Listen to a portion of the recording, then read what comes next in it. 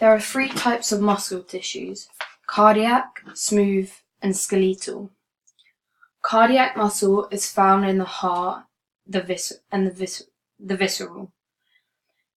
This is located in the left of the ribs. Smooth muscle is located in the arteries and arterioles, which is within the body. However, skeletal muscles are located on the skeleton, which is the external of the body. Cardiac muscles are striated. Similarly, so are skeletal muscles. However, smooth muscle is not striated. It is just smooth and is located in the arteries and arterioles. The cardiac muscle is an involuntary muscle, which means we don't have to think about making it pump blood around our body.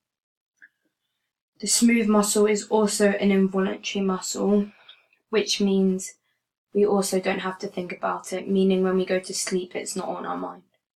However, the skeletal muscle is a voluntary muscle. For example, if we want to do a bicep curl, we have to send a message to our brain for us to be able to curl our bicep. Meaning we have to think about what muscle we are going to move and contract and how this is going to happen.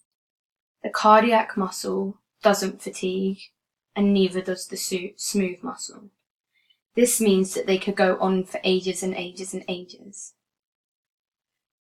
However, the skeletal muscles do fatigue because they need high amounts of oxygen to allow their movements and for them not to take the cardiac muscle and smooth muscle have slow movement of blood. The cardiac muscle is rhythmic and so speeds up the blood when needs to, for example, when doing exercise. The smooth muscle stays at a consistent slow rate. However, the skeletal muscle varies as exercise increases, it will go faster, and as exercise decreases, it will go slower.